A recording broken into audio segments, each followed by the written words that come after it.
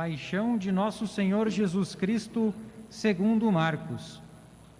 Logo pela manhã, os sumos sacerdotes, com os anciãos e mestres da lei e todo o sinédrio, reuniram-se e tomaram uma decisão.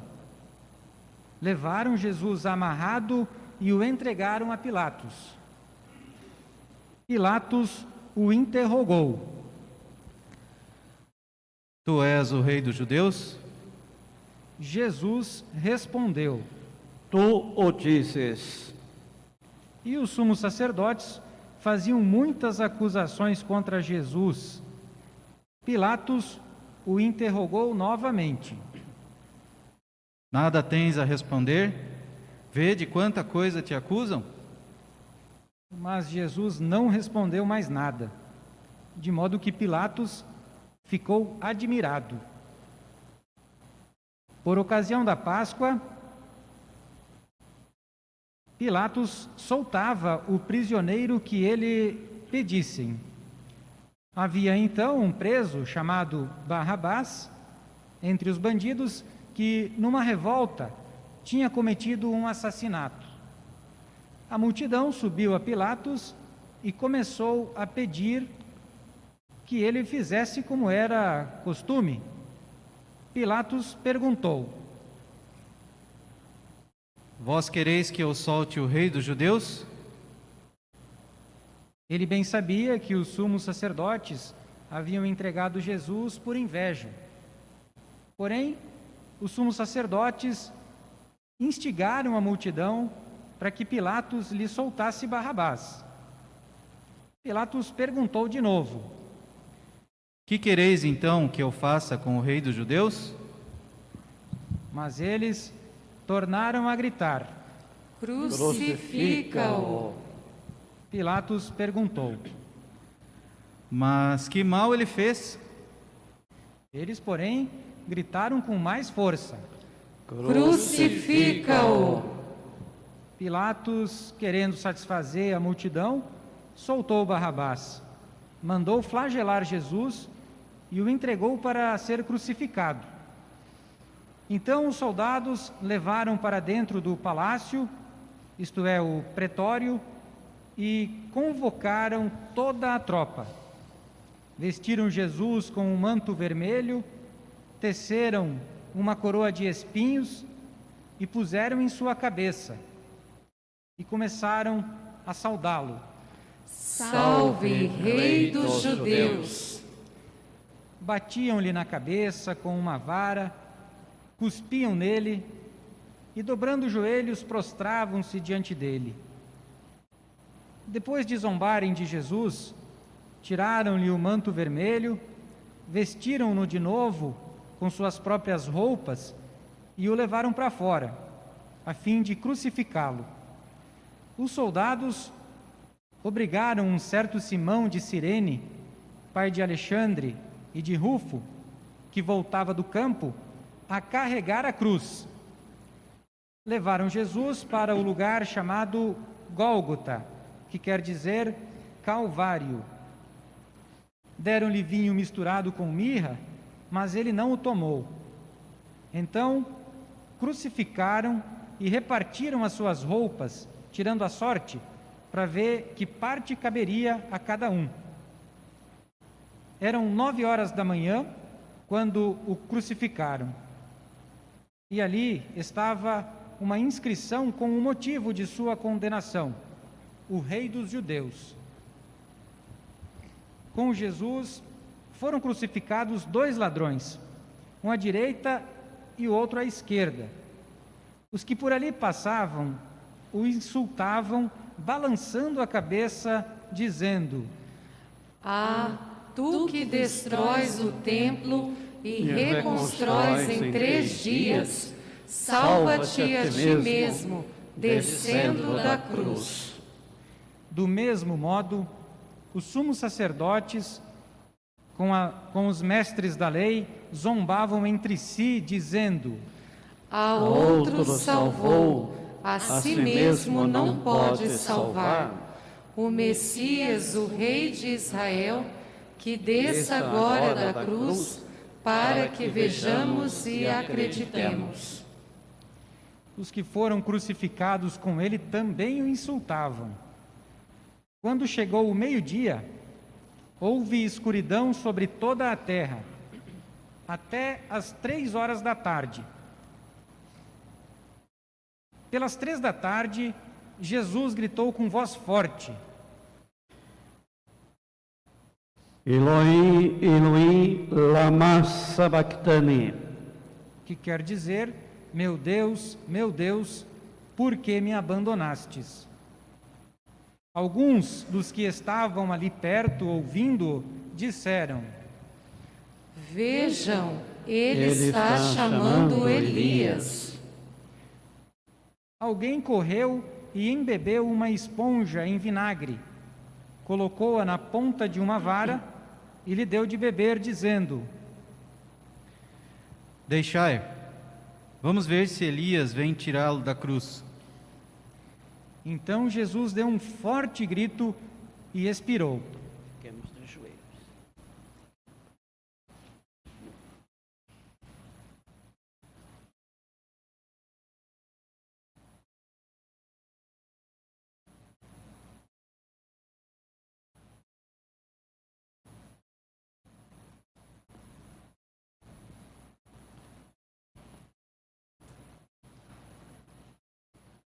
Nesse momento, a cortina do santuário rasgou-se em alto a baixo em 2 partes.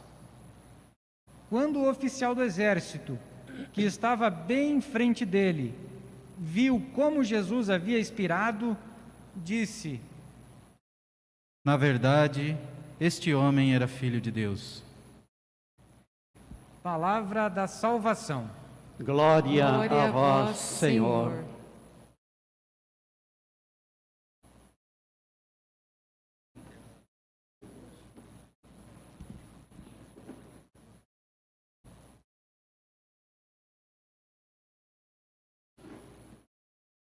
Podemos estar assentados por um momento. Queridos irmãos e irmãs,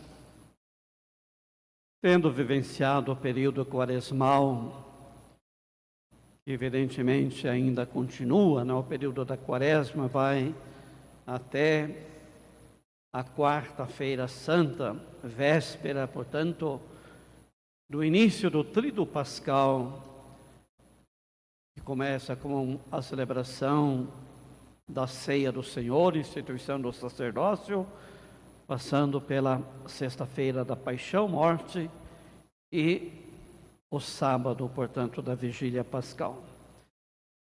Um tempo, evidentemente, de conversão, um tempo de fortalecimento na nossa vida de oração, um tempo, portanto, de penitência. É o que fizemos ao longo desses 40 dias, que estamos vivenciando ainda, mas que não termina por ali. A nossa vida de oração precisa continuar, a nossa penitência, evidentemente, precisa continuar da mesma forma, isto é, precisamos estar sempre ligados, em sintonia com o projeto de Deus. Então, por isso, vivenciamos também a campanha da fraternidade, Buscar a unidade, buscar a fraternidade. Do que era unido, ele fez um só povo. Então, vivermos esse sentido de comunhão, esse sentido de fraternidade, na oração, na fé e na esperança. Então, de modo que nós estamos hoje celebrando esta véspera do Domingo de Ramos, que será realizada no dia de amanhã, na missa das 9 horas. Então, esta será uma missa solene, com a bênção dos ramos, inaugurando assim esta grande semana, a Semana Santa. Portanto, Domingo de Ramos é a abertura, desta grande semana, que vai, evidentemente, passar pela paixão, morte do Senhor, mas que vai culminar com a sua vitória com a sua ressurreição. Por isso nós dizemos Domingo de Ramos e da Paixão, né? Porque no Domingo de Ramos e da Paixão, mas uma paixão que realmente leva Jesus a vencer o tormento do martírio. Então, as leituras que nos são propostas para esta celebração, a primeira leitura do profeta Isaías, né, fala-se, portanto, deste servo sofredor. O Senhor me deu uma língua adestrada para que eu saiba dizer palavras de conforto à pessoa abatida. Ele me desperta a cada manhã e me excita o ouvido para prestar atenção como um discípulo. Assim também somos nós. Devemos ter a língua adestrada, não para difamar, não para fazer fofoca, mas a língua adestrada para levar o conforto à pessoa abatida, à pessoa que precisa de ouvir uma palavra de consolo, uma palavra de fortaleza, sobretudo nesse tempo em que nós estamos vivendo, de tantas perdas, de tantos lutos e tanto sofrimento. Ter palavras de conforto. Abrir os ouvidos para prestar atenção àquilo que Deus tem a nos dizer, como discípulos e missionários do Senhor que somos. Então, este servo sofredor do profeta Isaías, ele encaixa perfeitamente, não é, na pessoa e na missão do próprio Jesus Cristo. O Senhor abriu meus ouvidos, eu não resisti e nem voltei atrás. Ofereci as costas àqueles que me batiam e a face para me arrancarem a barba. Não desviei o rosto de bofetões, cusparadas. Por quê? Porque Deus é o meu auxiliador. Por isso eu não me deixei abater o ânimo, porque sei em quem pus a minha confiança. Então, este servo sofredor é para nós a imagem perfeita da própria pessoa de Jesus, né? Aquele que não foge da missão, aquele que é perseverante até o fim, né? Eu não recuei, não resisti e nem voltei atrás. Perseverança. E depois nós temos a segunda leitura, que nos mostra, né, uma carta aos Filipenses, este Jesus, que existindo na condição divina, não fez seu ser igual a Deus, mas ele esvaziou-se de si mesmo, assumindo a condição de escravo e tornando-se igual aos homens. Ele não se apegou à sua igualdade com Deus, mas assumiu a nossa humanidade. Claro, não deixou de ser Deus, mas ele assumiu a nossa humanidade, assumiu a nossa vida, a nossa história, fez-se um como nós em tudo menos o pecado. Humilhou-se a si mesmo, fazendo-se obediente até a morte e morte de cruz. E depois nós vamos encontrar no texto do Evangelho, hoje, o Evangelho de São Marcos. Ele é um texto assim bastante longo, mas é um dos evangelhos que procuram se mostrar para nós um Jesus que fala muito pouco. No Evangelho da Paixão de Marcos, Jesus, ele quase não fala. São apenas poucas palavras, quando interrogado pelas autoridades judaicas, pelos poderes romanos, ele pouco responde. Por que ele pouco responde diante das interrogações? Exatamente porque ele já sabia que o processo já estava decretado, o processo de morte. Não é? Eles procuravam um meio de prender Jesus à traição para matá-lo. Não durante a festa, para que não houvesse tumulto no meio do povo. Então, vejam que Jesus não recua, ele não volta atrás e também não se justifica. É um Jesus do silêncio. Deixa as coisas correr, deixa as coisas acontecer, exatamente porque ele sabe em quem ele colocou a sua confiança. Deus é o meu auxiliador, por isso eu não recuei. Mesmo diante das ofensas, das cusparadas, dos bofetões, eu tornei o meu rosto insensível como pedra.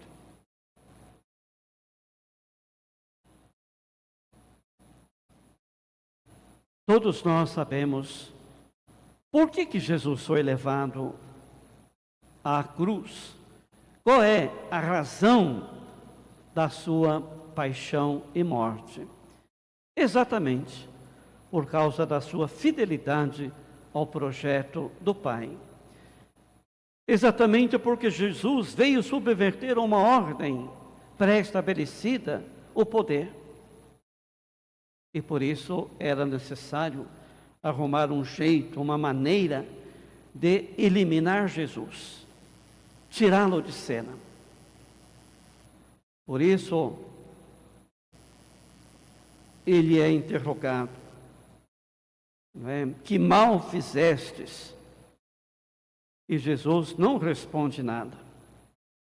E faziam muitas acusações contra Jesus. E Pilatos nada, ele não respondeu nada. Pilatos diz: nada tens a responder. Vejam de quantas coisas te acusam. Mas Jesus não respondeu nada, de modo que Pilatos ficou admirado. Pilatos não via culpa em Jesus.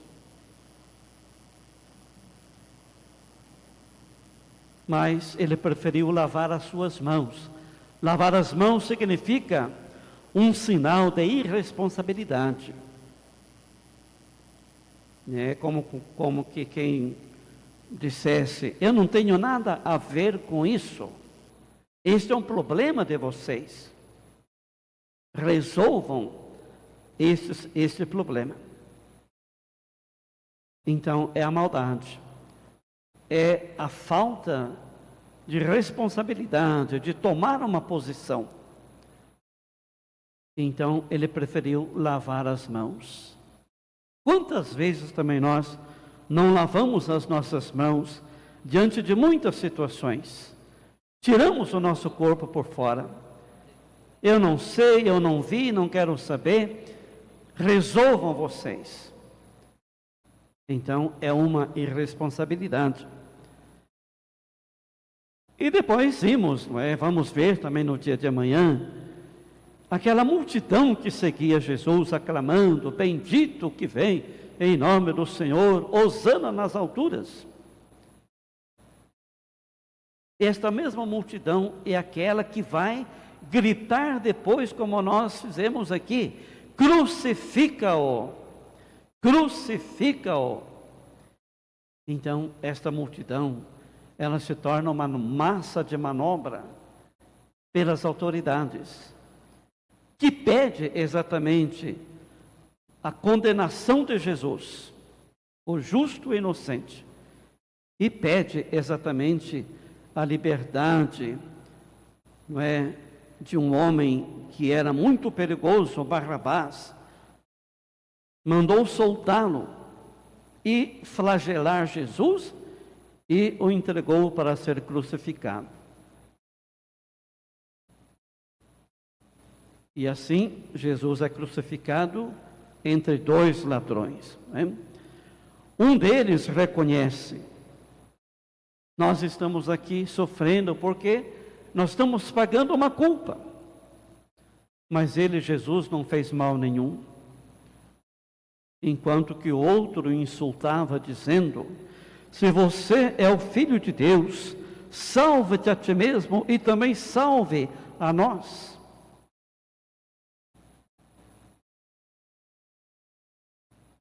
E Jesus disse: aquele que reconheceu em Jesus a inocência. E ele pede: lembra-te de nós quando estiver no paraíso. E o que Jesus responde? Hoje mesmo estarás comigo no paraíso. Porque ele abriu o seu coração, ele abriu, não é, a sua vida à ação de Deus. E por isso, hoje mesmo, você estará comigo no paraíso. Então, bastou apenas um reconhecimento de humildade, um reconhecimento de que eles estavam pagando a culpa pelo mal que fizeram, mas Jesus era inocente. Então nós, com esse espírito de fé, de alegria,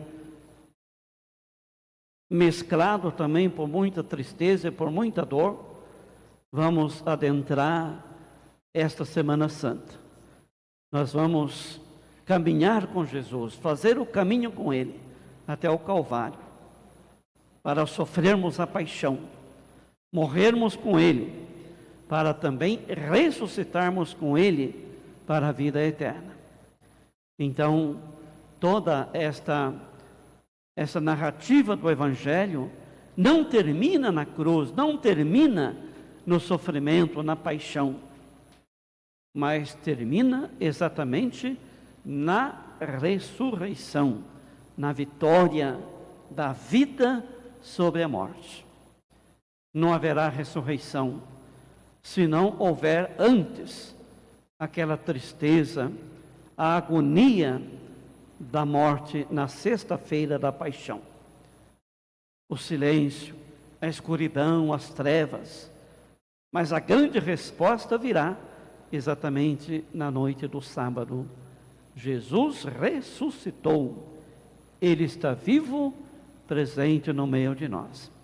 Então nós não podemos ser cristãos apenas da sexta-feira santa, cristãos apenas de contemplação da cruz, sem o Cristo, mas cristãos que contemplam o Cristo crucificado, porque sabe que Ele assumiu a cruz como maneira de eliminar as cruzes, os sofrimentos de todas as pessoas. Então, esse é o grande compromisso também de cada um de nós, de cada um que fomos batizados, formamos a igreja. A nossa missão também é esta, é de descrucificar os nossos irmãos, morrer para o pecado e ressuscitar para uma vida nova. Então, que de fato nós possamos entrar no mistério pascal de Jesus. A centralidade de toda a vida da igreja, de toda a vida cristã, se dá exatamente na Páscoa, na ressurreição. Então, lembrando que a paixão é apenas um momento. A paixão é uma mediação de onde desabrocha a verdadeira vida. Cristo não ficou preso na cruz e nem tampouco encerrado num túmulo vazio ou num túmulo escuro e frio, mas Ele ressuscitou. E por isso também nós ressuscitaremos com Cristo. Então essa deve ser a nossa fé, deve ser a nossa esperança, para irmos além de todo o sofrimento, de toda a cruz, de tudo aquilo que possa acontecer. Crer que Jesus ressuscitou e está vivo e presente no meio de nós.